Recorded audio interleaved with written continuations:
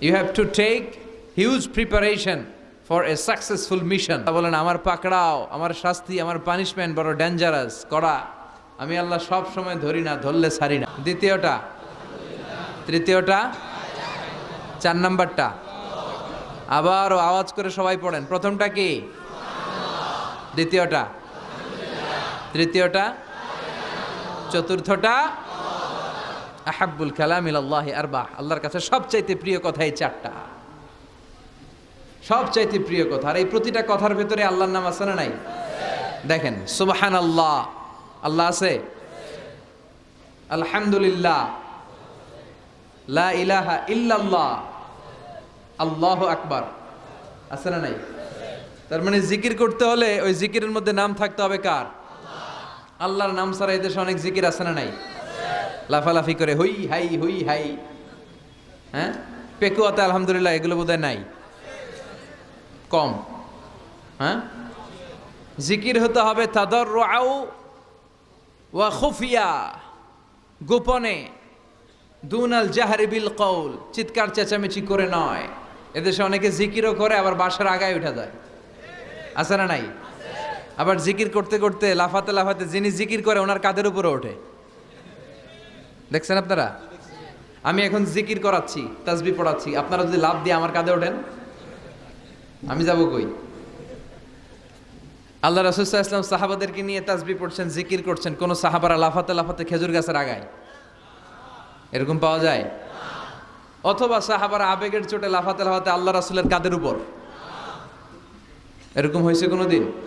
তাহলে এইরকম সিস্টেমে হুই হাই করে লাফালাফি করে কোনো ধরনের জিকির করা যাবে? জিকির করতে হবে হাতের কড়ায়, গুনে গুনে, ভদ্রভাবে। আব্দুল্লাহ ইবনে আমর ইবনে আস তিনি বর্ণনা করেন, রাআইতু রাসূলুল্লাহ সাল্লাল্লাহু আলাইহি ওয়াসাল্লাম ইয়াকিদু তাসবিহা বিয়ামিনি, আমি আল্লাহ রাসূলকে ডান হাতের গিড়ায় এভাবে আস্তে আস্তে তাসবিহ পড়তে দেখেছি। কোন হাতের গিড়ায়? নাকি বাম হাত? আমরা কোন পন্থী? সব নবীরা কোন পন্থী ছিল? জান্নাতে ঢুকবে কোন পন্থীরা? এজন্য ডানপন্থী হতে রাজি আছেন তো সবাই? ডান হাতের গিড়ায় তাসবিহ পড়বেন, রাজি আছেন? এইভাবে ডান হাতটা উঁচু করেন, এই আঙ্গুলটা এই এখানে ধরেন, ধরে এইভাবে পড়বেন সুবহানাল্লাহ সুবহানাল্লাহ সুবহানাল্লাহ। এই আঙ্গুলের গিরা কিয়ামতের দিন আপনার পক্ষে সাক্ষী দিবে। আমরা যেন বেশি বেশি আল্লাহর জিকির করতে পারি, আল্লাহ তৌফিক দাও। আমরা যেন আল্লাহর শুকরিয়া বেশি বেশি করতে পারি, আল্লাহ তৌফিক দাও। বিশ্বনবী দোয়া করতেন, আল্লাহুম্মা জাআলনি সাবুরা ওয়া জাআলনি শাকুরা ওয়া জাআলনি ফি আইনি সগীরা ওয়া ফি আ'য়ুনিন নাসি কাবীরা। হে আল্লাহ, আপনি আমারে ধৈর্যশীল বান্দা বানান, আল্লাহ আপনি আমারে শুকরগুজার বানান, আল্লাহ আমার চোখে আপনি আমারে ছোট বানান, মানুষের চোখে আপনি আমারে বড় বানান। আমিন পড়েন। আমরা শুকরগুজার হতে চাই না, আমরা অভিযোগ করি বেশি, কমপ্লেইন, এটা আল্লাহ আমার দিল না, ওইটা দিল না, এরকম অভিযোগ আছে না নাই? যে অবস্থানে আছে এটাতে খুশি না। এজন্য বিশ্বনবী বলতেন, উনজুর ইলা মান হুয়া আসফালা মিনকা, তোমার চেয়ে যে খারাপ অবস্থানে আছে তার দিকে তাকাও, তাইলে তোমার ভালো লাগবে। ওয়ালা তানজুর ইলা মান হুয়া আ'লা মিনকা, তোমার চেয়ে যে ভালো পজিশনে আছে ওর দিকে তাকিও না, যে খারাপ অবস্থানে আছে ওর দিকে তাকাও। তুমি তোমার অবস্থানে থেকে খুশি নাও, কিন্তু অনেকে আছে তোমার অবস্থানে পৌঁছার জন্য সে লড়াই করে যাচ্ছে আর সংগ্রাম চালিয়ে যাচ্ছে। তোমার জায়গাটাতে পৌঁছা, যেই জায়গায় বসে তুমি আল্লাহরে গালি দাও, তোমার ভাল লাগে না, ওই জায়গাটায় আসা বসা অনেকের কাছে স্বপ্ন, অনেকের কাছে স্বপ্ন। শেখ সাদি রাহিমাহুল্লাহ, ওনার একবার আর্থিক দৈন্যতা যাচ্ছিল। ইরানের বিখ্যাত কবি বালাগাল উলা বিকামালিহি এর রচয়িতা, টাকা নাই, পয়সা নাই, পায়ে দেওয়ার মতো জুতা নাই। তো মনে মনে আফসোস, হায়রে আমি এত বড় কবি, আমার পায়ে দেওয়ার মতো জুতা নাই। তো আফসোস করে ঘর থেকে বেরিয়ে দেখে একজন ভিক্ষুক ভিক্ষা করে, তার 2টা পাই নাই। শেখ সাদির পায়ে জুতা নাই, শেখ সাদির পায়ে কি নাই? আর ভিক্ষুকের কি নাই? পাই নাই। উনি সেজদায় পড়ে গেলেন, আল্লাহরে বললেন, আল্লাহ শুকর, আলহামদুলিল্লাহ, অনেক ভালো আছি, অনেক সুখে আছি। এজন্য আপনার চেয়ে যে খারাপ অবস্থানে আছে ওর দিকে একটু তাকান। ঠিক যে মুহূর্তে আমরা এখন কি সুন্দর, শীত না গরম না, ওয়েদারটা খুব চমৎকার না? এই পরিবেশে যেই মুহূর্তে আমরা কথা শুনছি, ঠিক এই মুহূর্তে হাসপাতালের বেডে শুয়ে অনেকে মৃত্যুর প্রহর গুনছে। অনেকের ক্যান্সার, যার নেই কোনো অ্যান্সার, তার প্রতিটা সেলের ভিতরে জ্বালা, আমি টাকা চাই, পয়সা চাই, কত কিছু চাই, এটা লাগবে, ওইটা লাগবে, এটা চাই, ওইটা চাই। হাসপাতালের ওই ক্যান্সারের রোগীটা কিচ্ছু চায় না, ও শুধু বাঁচতে চায়। ও কি চায়? ও শুধু বাঁচতে চায়। এজন্য চাহিদার কোনো শেষ নাই। আল কানাআতু মিনাল ইসলাম, অল্পে তুষ্ট থাকার নাম ইসলাম। অল্প খাবো, অল্প পড়বো, অল্প জমাবো, অল্পের ভেতরে বরকত দিয়েছে কে? আর সবসময় শুকরিয়া করব কার? রাজি আছেন তো? আমরা যেন আল্লাহর শুকরগুজার বান্দা হতে পারি। আল্লাহ তুমি তৌফিক দাও। আরো জোরে পড়ি আমিন। রাজাখালী গ্রামের নাম, হ্যাঁ, ইউনিয়ন রাজাখালী। রানীখালী নাই না? বহুমুখী বেশারাতুল উলুম ইসলামিয়া ফাজিল স্নাতক মাদ্রাসার উদ্যোগে 69তম বার্ষিক সভা। ওরে আল্লাহ, অনেক আগের প্রোগ্রাম। আমাদের এখানে অনেকের বয়সই তো 69 হয় নাই। কথা বলেন। এই প্রোগ্রামটা কিয়ামত পর্যন্ত এখানে জারি থাক, আমরা চাই কি চাই না? আমরা আল্লাহর কাছে কামনা করি, আল্লাহ আমাদের আজকের প্রোগ্রামটা তুমি আমাদের নাজাতের ওসিলা বানাও। এখানে যেমনি আমরা একত্রিত হতে পেরেছি, জান্নাতেও যেন আমরা একসাথে থাকতে পারি, তুমি তৌফিক দাও। আমরা সবাই জান্নাতে যেতে চাই। কোথায় যেতে চাই? চিল্লায় বলেন কোথায়? লা ইয়াস্তাবি আসহাবুন নার ওয়া আসহাবুল জান্নাহ, আসহাবুল জান্নাতি হুমুল ফাইজুন। যারা জান্নাতে যাবে আর যারা জাহান্নামে যাবে তারা কি কখনো সমান হতে পারে? The people of paradise and the people of hellfire, they never be equal ever. The people of paradise and heaven, they gain the ultimate success in life. যারা জান্নাতি তারাই আসল সফলতা অর্জন করেছে, দুনিয়াতেও সফল, আখেরাতেও সফল। চিল্লায় বলেন ঠিক কি না? এখন the decision is yours, সিদ্ধান্ত আপনার যে আপনি কই যাবেন। আপনি কই যেতে চান, জান্নাতে না জাহান্নামে? আল্লাহ আমরা যেন জান্নাতেও এরকম একত্রিত হতে পারি, তুমি তৌফিক দাও। আমরা যে বইটা থেকে আজকে কিছু সময় কথা শুনবো, আওয়াজ করে বলেন তো বইটার নাম। আরো জোরে বলেন কি নাম? এই বইয়ে কোনো ভুল আছে? সন্দেহ আছে? সংশয় আছে? এই বইয়ের সাথে সম্পর্ক জোরদার করার দরকার আছে না নাই? এই বইটা কিয়ামতের দিন সুপারিশকারী হবে। বিষ্ণু বলেছেন, ইকরাউল কুরআন ফাইন্নাহু ইয়াতি ইয়াউমাল কিয়ামাতি শাফিআন লিআসহাবি। বেশি বেশি কোরআনের তেলাওয়াত করো, কারণ এই কোরআন কিয়ামতের দিন তোমাদের জন্য সুপারিশকারী হবে। কোরআন যদি আপনার পক্ষে আল্লাহর কাছে সুপারিশ করে, আল্লাহ এই সুপারিশ ফেলে দিতে পারবে? পররাষ্ট্রমন্ত্রী যদি মাননীয় প্রধানমন্ত্রীর কাছে কোনো বিষয়ে সুপারিশ করে, রেকমেন্ডেশন করে, মাননীয় প্রধানমন্ত্রী এই সুপারিশকে কি রিজেক্ট করতে পারবে? কথা বলেন। এজন্য কোরআনের সুপারিশ আমরা চাই কি চাই না? এটা এমন একটা কিতাব যেই কিতাবে কোনো ভুল নাই।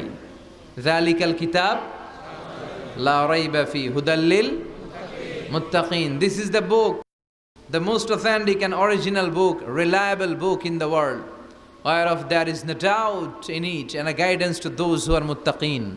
এই বইটা এমন বই যে বইয়ে কোনো ভুল নাই, কোনো সন্দেহ নাই। মুত্তাকিনদের জন্য পথ প্রদর্শনকারী হিসেবে বইটারে নাজিল করেছে কে? এই বইটার যেখান দিয়ে পড়েন হেদায়েত আছে না নাই? রহমত আছে না নাই? বরকত আছে না নাই? শিফা আছে না নাই? এই কিতাব পড়ে অসুস্থ ব্যক্তির গায়ে ফু দিলে সুস্থ করে কে? তার মানে এর মধ্যে শিফা আছে। সুবহানাল্লাহ পড়েন। সূরাতুল ফাতিহারে বলা হয় সূরাতুশ শিফা। সূরাতুল ফাতিহা পড়ে অসুস্থরে ফু দিলে সুস্থ করে কে? বিশ্বাস হয়? হ্যাঁ না একটু সন্দেহ লাগে? যদি সন্দেহ থাকে তাহলে ফু দিলে কাজ হবে? আর বিশ্বাস রেখে যদি ফু দেন ভালো করে দিবে কে? এমন এক কিতাব, এই কিতাব পড়লে সওয়াব, এই কিতাব ধরলে সওয়াব, এই কিতাবের জন্য মরলেও সওয়াব। ঠিক কি না? এমন এক কিতাব আল্লাহ দিলেন। এই কিতাবকে আল্লাহ বললেন নূর, আলো। আলোর সাথে তুলনা করেছেন। কিতাবুন আনজালনাহু ইলাইকা লিতুখরিজান NASA Minaj যুলুমাতি ইলান Noor. I've revealed this holy and sacred book unto you, O my beloved last messenger, in order to lead the mankind out of darkness into the light.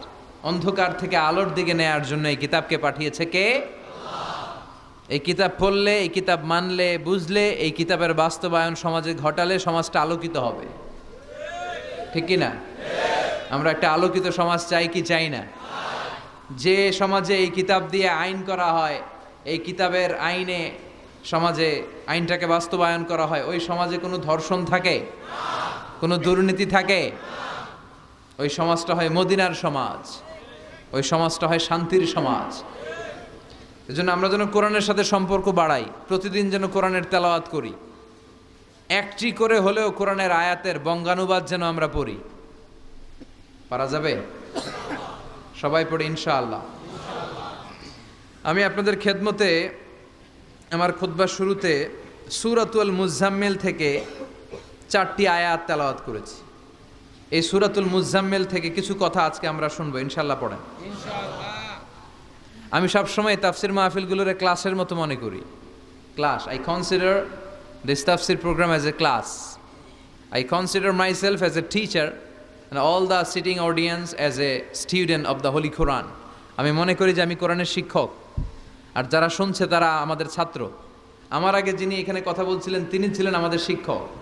এখন আমি একটু করে বসার সুযোগ পাইছি, আমি হয়ে গেছি শিক্ষক, আর আমরা সবাই কোরআনের ছাত্র। খুশি না বেজার? সূরাতুল মুজাম্মিল এটা কোরআনের 29তম পারার একটা সূরা। কততম পারার? এই সূরার আয়াত সংখ্যা 20। আয়াত সংখ্যা কত? এই সূরাটি মাক্কি সূরা। কি সূরা?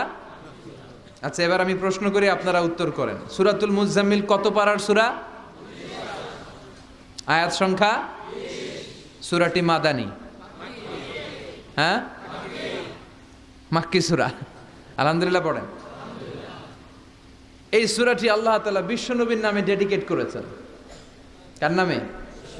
বিশ্বনবীর অনেকগুলো সুন্দর সুন্দর নাম আছে, শুধু মুহাম্মদ সাল্লাল্লাহু আলাইহি ওয়াসাল্লাম এটাই ওনার নাম নয়, এটা ছাড়াও ওনার অনেক নাম আছে। ওনার একটা নাম আছে আহমদ।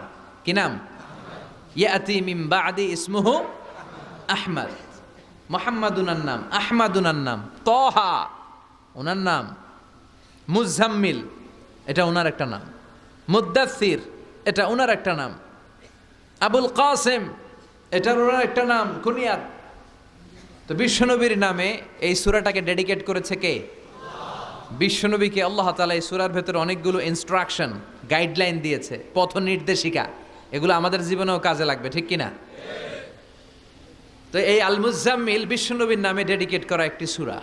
আবার এই নামে আমাদেরও অনেকের নাম পাওয়া যায়, আছে না নাই? এখানে মুজাম্মিল ভাই কে কে আছে দেখি? মুজাম্মিল কেউ আছে মুজাম্মিল নামে? আছে তো, মাশাআল্লাহ। আল্লাহ মুজাম্মিল ভাইদেরকেও তুমি কবুল করো। তো এই সূরার একটা কেন্দ্রীয় আলোচক বিষয় আছে, central subject matter, central theme of the Surah al Muzzammil. এই পুরো 20টা আয়াতে আল্লাহ কি বুঝাতে চাইলেন, আগে সংক্ষেপে এটা আমি বলি। এই পুরো সূরার ভেতরে কেন্দ্রীয় যে আলোচ্য বিষয়টা আল্লাহ আমাদেরকে জানাতে চাইলেন সেটা হচ্ছে আমাদেরকে যে কোনো কাজে নামার আগে নিজেকে প্রস্তুত করে নিতে হবে। বুঝতে পেরেছেন? You have to take huge preparation for a successful mission. আপনি যদি কোনো মিশনে নামতে চান, আপনাকে you have to take preparation, you have to be prepared. নিজেকে প্রস্তুত করে নিতে হবে।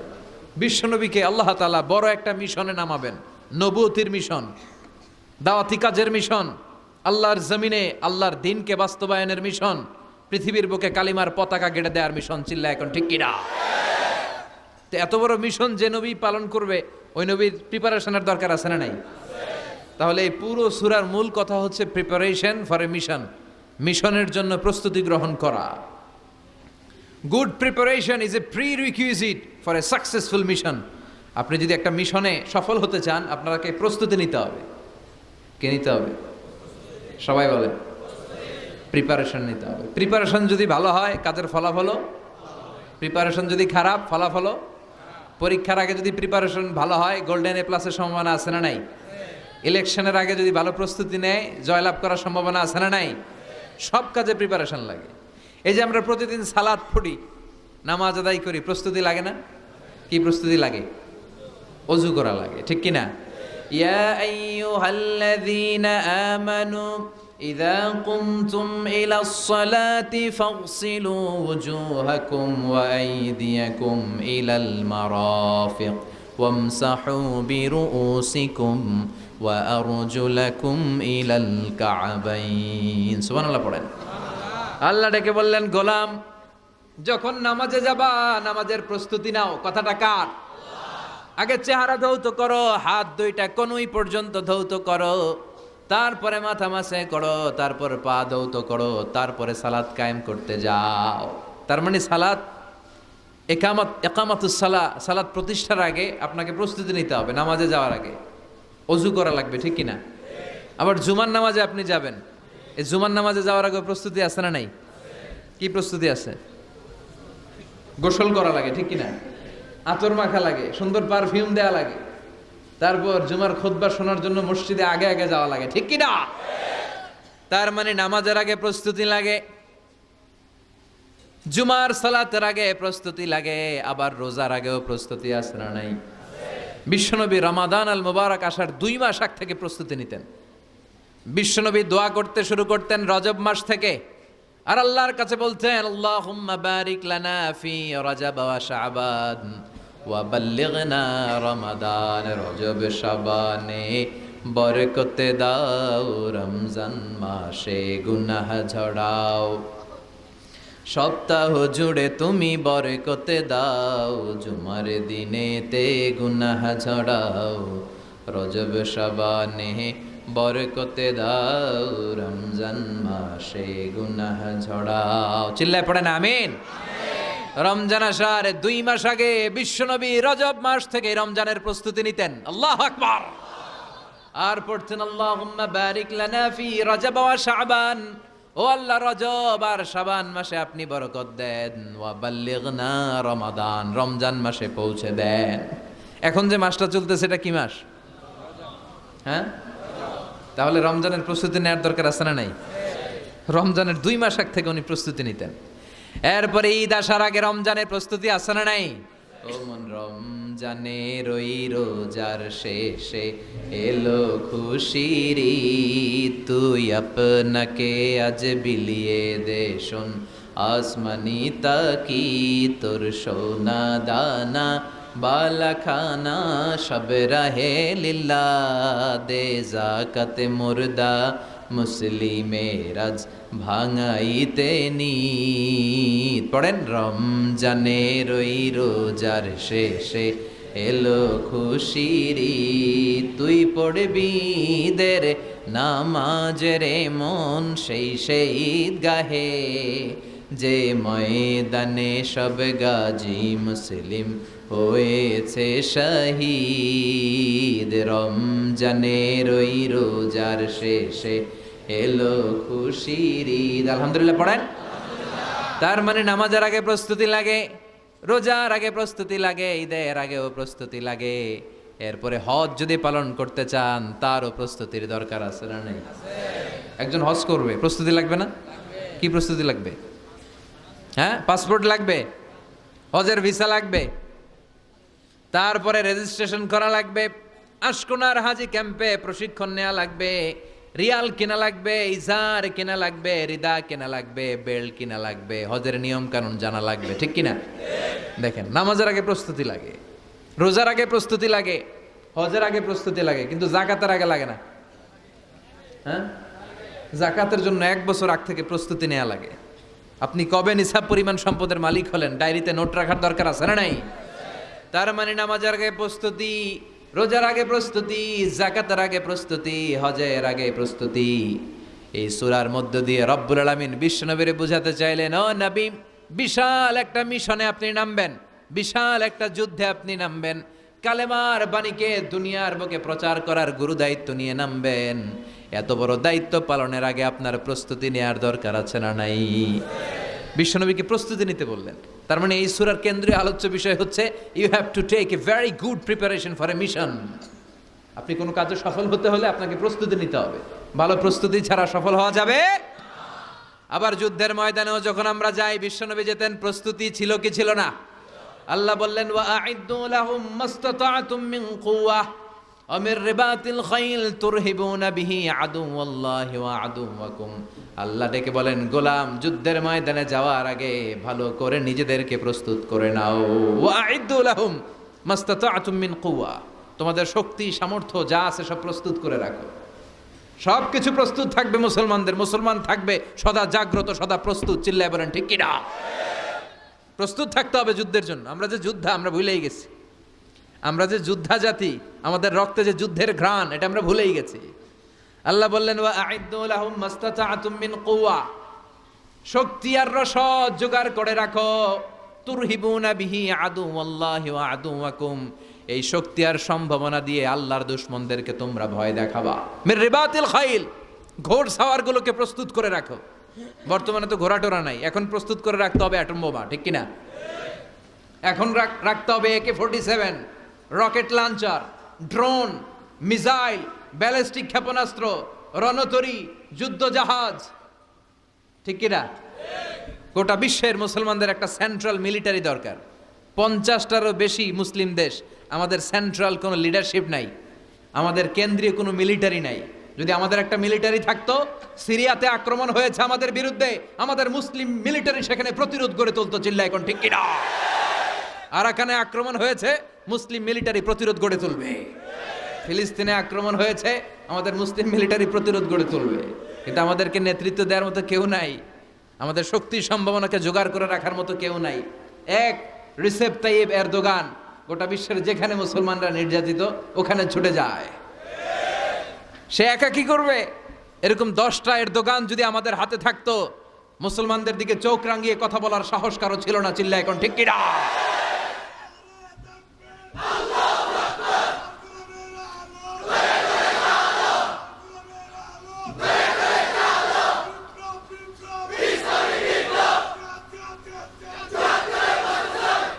ওয়া'আইদ্দু লাহুম মাস্তাতা'তুম মিন কুওয়া, ও নবী, শক্তি সম্ভাবনা সব কিছু জোগাড় করে রাখেন। মুসলমান থাকবে সদা প্রস্তুত, সদা সজাগ। মুসলমানদের বসে থাকার সময় নাই, ঠিক কিনা? তার মানে এই পুরো সূরাতে, সূরাতুল মুজাম্মিলে আল্লাহ তাআলা যে সেন্ট্রাল মেসেজটা বিশ্বনবীকে দিতে চাইলেন সেটা হচ্ছে, নবী প্রস্তুতি নেন। লড়াইয়ের প্রস্তুতি, যুদ্ধের প্রস্তুতি, মিশনে নামার প্রস্তুতি। সুবহানাল্লাহ পড়েন। তাহলে সূরাতুল মুজাম্মিলের কেন্দ্রীয় আলোচ্য বিষয় কি? প্রস্তুতি। চিল্লায় বলেন, কেন্দ্রীয় আলোচ্য বিষয় কি? প্রিপারেশন নিতে হবে, প্রস্তুত থাকতে হবে, ঠিক কিনা? কেন্দ্রীয় আলোচ্য বিষয় আমরা জেনে গেলাম। এবার জানবো কোন প্রেক্ষাপটে এই সূরাটা নাজিল হয়েছে। শুনবেন? মনোযোগ আছে না গেছে? কথা বুঝতে পারতেছেন তো? কথা বোঝা যার না বোঝানো যার? বোঝা যার? সূরাতুল মুজাম্মিল এটা শুধু মাক্কি সূরাই নয়, এটা মাক্কি যুগে নাজিল হওয়া শুরুর দিককার সূরা। কোরআনের নাজিলের দিক থেকে সর্বপ্রথম সূরা কোনটা? সূরাতুল আলাক।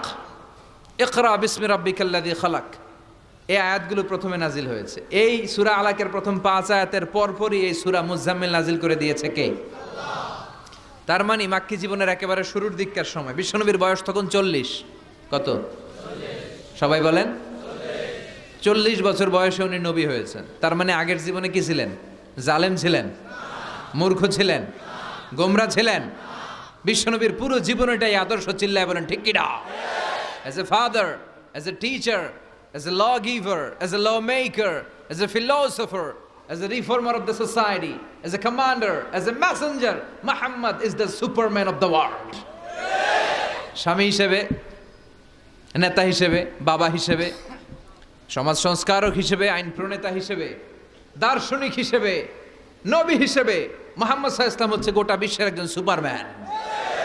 উনি শেষ নবী। ওনার পরে কোনো নবী আছে?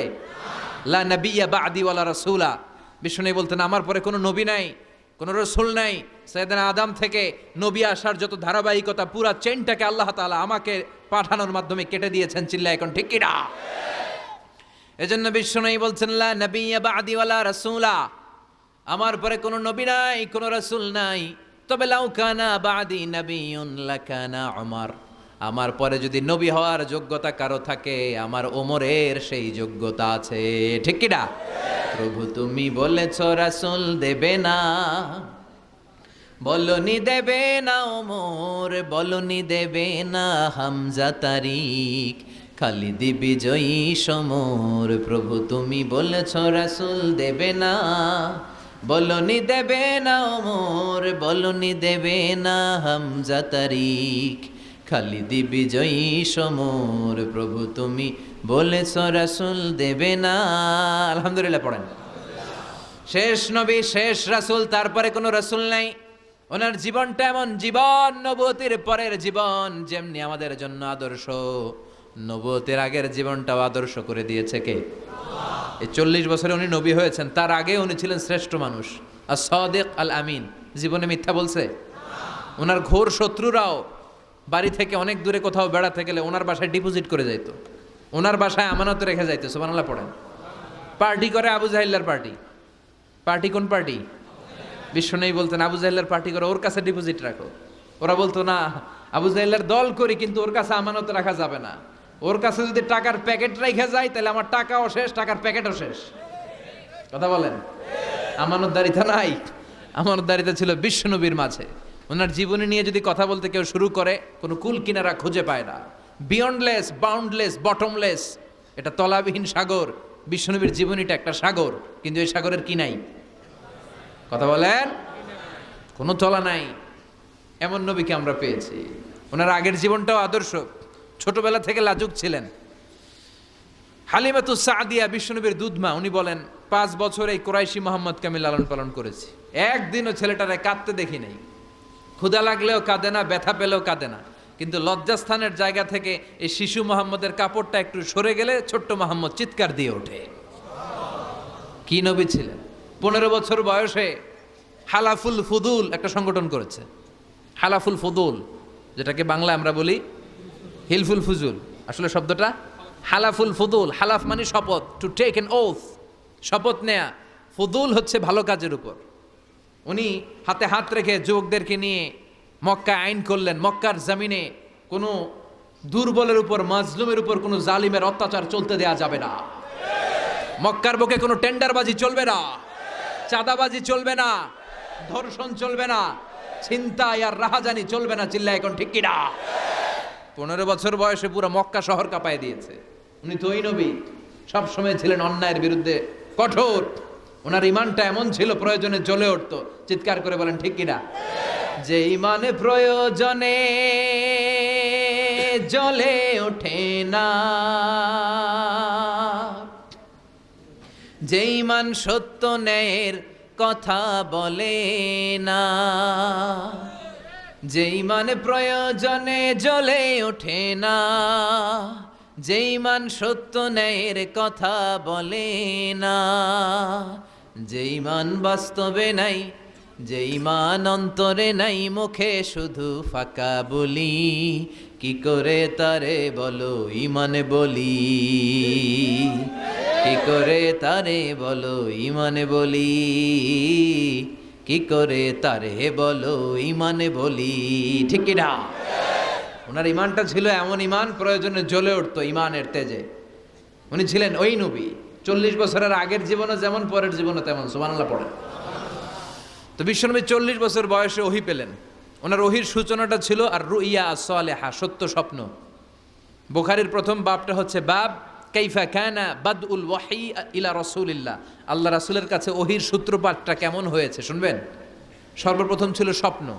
উনি রাতে সুন্দর সুন্দর স্বপ্ন দেখতেন। আমরা স্বপ্ন দেখি না? কি স্বপ্ন দেখেন? মারামারি, হরতাল, হ্যাঁ, টাকা। আর কি দেখো তোমরা? জিহাদি।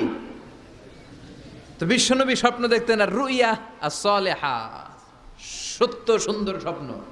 আর রাতের বেলা বিশ্বনবী যাই স্বপ্নে দেখতেন, দিবালোকের আলোর ন্যায় সকালে এটা সুস্পষ্ট হয়ে যেত। চিল্লা এখন সুবহানাল্লাহ। কারণ নবীদের স্বপ্নটা ওহী। নবীদের স্বপ্নটা কি? নবীদের স্বপ্ন যদি ওহী না হতো তাহলে একটা স্বপ্নের উপর ভিত্তি করে সাইয়েদনা ইব্রাহিম আলাইহিস সালাম ছেলের গলায় ছুরি চালাতেন না। এটা ওহী ছিল, এটা আল্লাহর পক্ষ থেকে স্পেশাল অর্ডার ছিল। চিল্লায় বলেন ঠিক কিনা?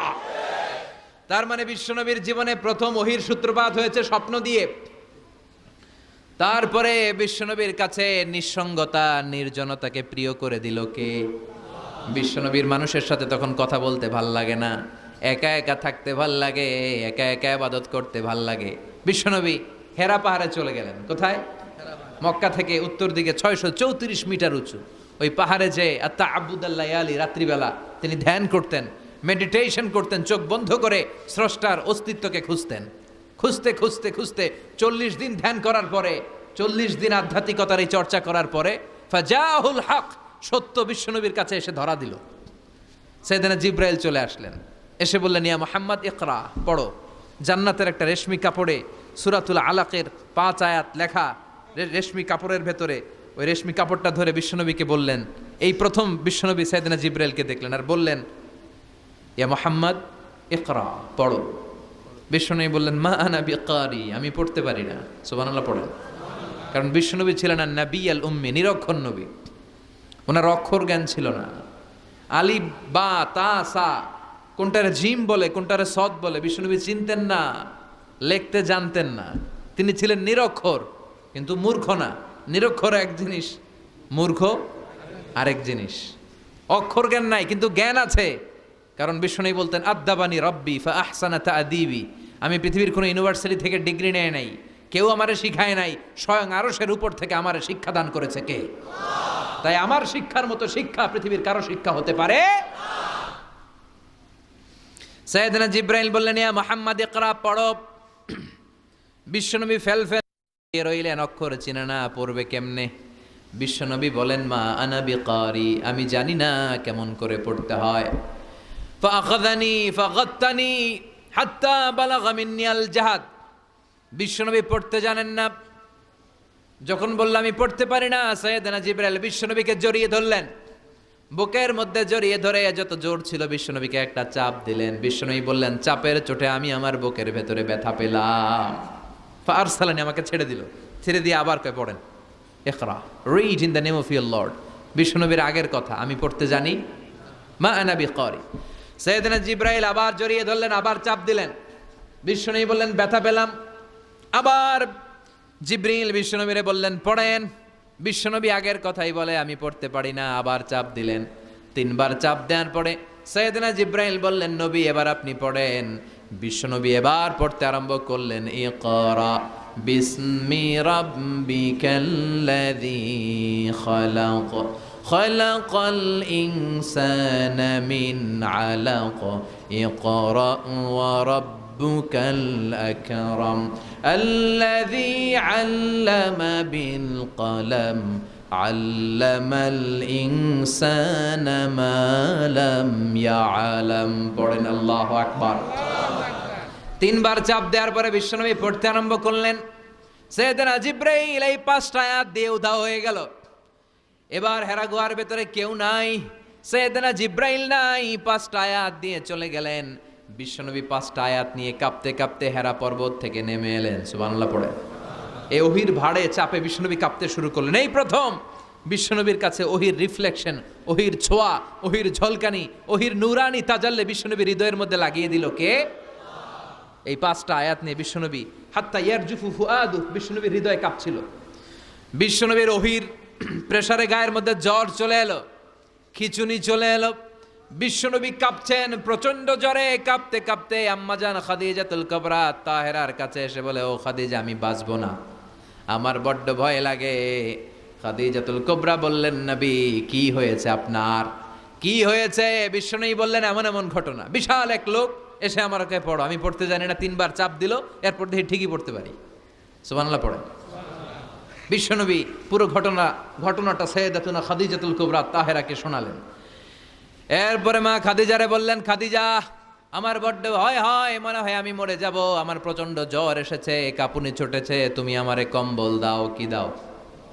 সবাই বলেন, আরো জোরে কোন, আমারে কম্বল দাও, আমার জ্বর এসেছে, কাঁপুনি বেড়ে যাচ্ছে, চাদর দাও, কাপড় দাও, কম্বল দাও। মা খাদিজা কম্বল জোগাড় করতে গেলেন। কম্বল আর চাদর এনে বিশ্বনবীর গায়ের মধ্যে মা খাদিজা কম্বলটা পেঁচিয়ে দিলেন। বিশ্বনবী কম্বলটা পেঁচিয়ে বিছানার মধ্যে শুয়ে গেলেন। ঠিক এই মুহূর্তে সূরাতুল মুজাম্মিল নাজিল করে দিল কে? বিশ্বনবী কম্বল গায়ে দিয়ে শুয়ে আছে, আল্লাহ বিশ্বনবীরে ডাক দিলেন, ইয়া আইয়ুহাল মুজাম্মিলু কুমিল লাইলা ইল্লা কালিলা। সুবহানাল্লাহ। আল্লাহ কি সোহাগ ভরা আদর মাখা ডাক দিলেন, ইয়া আইয়ুহাল মুজাম্মিল। এর মানে হলো, হে কম্বলওয়ালা। কিওয়ালা? হে কম্বলওয়ালা নবী, মানে হে কমলিওয়ালা নবী। কি নবী? কমলি। হে রাহতে হেলে দুলে নুরানি তনু ওকে আসে হায়, সারা দুনিয়ার হেরে মেরে পর্দা খুলে খুলে চায়, সে যে আমার কমলিওয়ালা কমলিওয়ালা। তার ভাবে বিভোল রাঙা পায়ের তলে, পর্বত জঙ্গল টল মল টলে, খুরমা খেজুর বাদাম জাফরানি ফুল ঝরে ঝরে যায়, সে যে আমার কমলিওয়ালা কমলিওয়ালা। সুবহানাল্লাহ পড়েন। বিশ্বনবীর আল্লাহ ডাক দিলেন, ও কামলিওয়ালা নবী, ও কম্বলওয়ালা নবী, দাঁড়ান। বিশ্বনবী কাঁপছিলেন জ্বরের চোটে, খিচুনির চোটে, কম্বল গায়ে দিয়ে শুয়ে রইলেন। আল্লাহ নাজিল করলেন, ইয়া আইয়ুহাল মুজাম্মিল, ও কম্বলওয়ালা। ইয়া আইয়ুহাল মুজাম্মিল মানে কি? ও কম্বলওয়ালা, ও কম্বলওয়ালা, ও চাদরওয়ালা, কুম, স্ট্যান্ড আপ, স্ট্যান্ড আপ। যে দায়িত্ব দিছি এখন শোয়া যাবে না, দাঁড়ান। ওই যে বিশ্বনবী দাঁড়ালেন, আর বসার সুযোগটা পায় নাই। মরার আগ পর্যন্ত আর বসার সুযোগ পায় নাই, শ্বাস নেওয়ার সুযোগ পায় নাই, পিছনের দিকে তাকানোর সুযোগ পায় নাই। চিল্লায় বলেন ঠিক কিনা? অনেক শয়তানি হাত ছানি এসেছে, দফায় দফায় নবীর সাথে বৈঠক হয়েছে। বিশ্বনবীকে মক্কার কাফিরেরা 3 দফা দিল। বলল, আব্দুল্লাহর বেটা মুহাম্মদ, নারী চাও নারী দেব, সম্পদ চাও সম্পদ দেব, রাষ্ট্র ক্ষমতা চাও রাষ্ট্র ক্ষমতা দেব, শুধু কালিমার দাওয়াতটা বন্ধ করে দাও। নাউজুবিল্লাহ পড়বেন না? বিশ্বনবী বললেন, তোমাদের 3 দফা, কাফিরদের কয় দফা? জোরে বলেন। বিশ্বনবী বললেন, আমার মাত্র 1 দফা। কয় দফা? বিশ্বনবী বললেন, সম্পদ না, নারী না, মক্কার ক্ষমতা নয়, লা ওয়াদাউ শামসা ফি ইয়ামিনি, আকাশের দ্বিপ্রহরের জল জলে সূর্যটা যদি ডান হাতে দাও, ওয়াল কামারা ফি ইয়াসারি, চাঁদটাকে যদি বাঁ হাতে দাও। যেই কালিমার দাওয়াত দিতে ময়দানে আমি নেমেছি, গোটা বিশ্বের কেউ এই দাওয়াত থেকে আমাকে পিছু সরাতে পারবে না, কেউ পিছনে নিতে পারবে না। সম্পদ, নারী আর ক্ষমতার লোভ তো খুব তুচ্ছ বিষয়। ওই সূর্যটা যদি ডান হাতে দাও, চাঁদটা যদি বাঁ হাতে দাও, এই কালিমার দাওয়াত থেকে আমি পিছু হটবো না। চিল্লায় বলেন ঠিক কিনা? বিশ্বনবীর আল্লাহ প্রস্তুতি নিতে বললেন। বললেন, ইয়া আইয়ুহাল মুজাম্মিল, ও কম্বলওয়ালা নবী। কি ওয়ালা নবী? তাফসীর বুঝতে পারতেছেন তো? শীতের চোটে খিচুনি, কম্বল গায়ে দিয়ে শুইছে, তখন আল্লাহ এটা নাজিল করলেন। তাহলে প্রথমে আমরা জানলাম সেন্ট্রাল থিম অফ দিস সূরা, এই সূরার কেন্দ্রীয় আলোচ্য বিষয়। এরপরে আমরা জানলাম কোন প্রেক্ষাপটে, কোন সিচুয়েশনে, কোন পরিস্থিতিতে এই সূরাটা নাজিল হয়েছে। বুঝতে পেরেছেন? বিশ্বনবীর যখন এই পরিস্থিতি, তখন আল্লাহ বিশ্বনবীর আবার গাইডলাইন দিলেন, ইয়া আইয়ুহাল মুজাম্মিল, হে কম্বলওয়ালা নবী, কুমিল লাইলা ইল্লা কালিলা, দাঁড়ান, রাত্রিবেলা দাঁড়িয়ে তাহাজ্জুদ গুজার হন। সুবহানাল্লাহ পড়ে। এই সূরার ভেতরে রব্বুল আলামিন বিশ্বনবীকে প্রস্তুত করে তোলবার জন্য, বিশ্বনবীকে নবুয়তের দায়িত্ব পালন করানোর জন্য, মিশনে নামানোর জন্য বিশ্বনবীকে সর্বমোট 60টা বিষয়ে প্রশিক্ষণ নিতে বলেছেন। জোরে কোন কয়টা? সবাই কোন? চিল্লায় বলেন কয়টা? প্রস্তুতি নেওয়ার জন্য 7টা বিষয়ে বিশ্বনবীকে ট্রেন আপ করেছেন, প্রশিক্ষণ নিতে বলেছেন। আমরা একটা একটা করে 7টাই আজকে শুনব। বিশ্বনবীকে আল্লাহ তাআলা 7টা বিষয়ে প্রশিক্ষণ নিতে বললেন। কয়টা? কারণ সামনে অনেক গুরু দায়িত্ব। 1 নাম্বার প্রশিক্ষণ হচ্ছে, ইয়া আইয়ুহাল মুজাম্মিল, হে কম্বলওয়ালা নবী, কুমিল লাইলা ইল্লা কলিলা, দাঁড়ান, দাঁড়িয়ে রাত্রে তাহাজ্জুদের নামাজ পড়েন। কিসের নামাজ? তাহাজ্জুদের যায় নামাজে মরণ দিও প্রভু আমায়, একামতে দিনের কাজে কবুল করে নিও আমায়। তাহাজ্জুদের যায় নামাজে মরণ দিও প্রভু আমায়, একামতে দিনের কাজে কবুল করে নিও আমায়। পড়েন আমিন। তাহলে বিশ্বনবীকে প্রথম যে প্রশিক্ষণ আল্লাহ দিলেন সেটা হচ্ছে তাহাজ্জুদের সালাতের প্রশিক্ষণ। কিসের? রব্বুল আলামিন বললেন, ইয়া আইয়ুহাল মুজাম্মিলু কুমিল লাইলা ইল্লা কলিলা, ও নবী, রাত্রিবেলায় দাঁড়ান, পুরো রাত ব্যাপী তাহাজ্জুদ পড়েন। নিসফাহু, রাতের অর্ধেক সময় তাহাজ্জুদ পড়েন। আও ইনকুস মিনহু কলিলা, অথবা তার চেয়েও কিছু কম পড়েন। আও জিদা আলাইহি, অথবা তার চাইতেও বেশি পড়েন। ও নবী, রাত্রিবেলা দাঁড়িয়ে তাহাজ্জুদের সালাত পড়েন। কিসের সালাত? তাহলে বিশ্বনবীকে মিশনে সফল হওয়ার জন্য সর্বপ্রথম যে ডিরেকশন আল্লাহ দিলেন সেটা হচ্ছে তাহাজ্জুদের ডিরেকশন। কিসের? তাহাজ্জুদ পড়েননি আপনারা? পড়েন? হ্যাঁ হুজুর, ফজর নামাজই তো পড়ি না। কি পড়ি না? তাহাজ্জুদ তো তাদের যারা ফজর পড়ে, যারা ফজরই পড়েন ওরা আবার কি তাহাজ্জুদ? কথা বলেন। এই তাহাজ্জুদের সালাত আদায় করলে সম্মান বাড়িয়ে দেয় কে? ঘুমের আরবিতে কিছু নাম আছে। ঘুমের একটা নাম হচ্ছে নুআস। নুআস মানে ড্রোজিনেস। বাসে বসে আছেন, বাসও ঝুলে আপনিও ঝুলতেছেন, এরকম হয় না? ঝিমুনি, এটার বলে নুআস। আরেকটা হচ্ছে সামান্য হালকা লাইট স্লিপ, সামান্য ঘুম, এটার বলে পাওয়ার ন্যাপ। হালকা হালকা ঘুমও আসছে, আবার কে যেন কথা বলে ওইটাও শোনা যায়, এরকম ঘুম আসছে না নাই? এটার বলে সিনা। আরবিতে এটার কি কয়? সিনা। আরেকটা হচ্ছে ভালো ঘুম, এটার বলে নাউম। এটার কি বলে? তাহলে পাইলাম নুআস, সিনা, নাউম। আরেকটা হচ্ছে জন্মের ঘুম।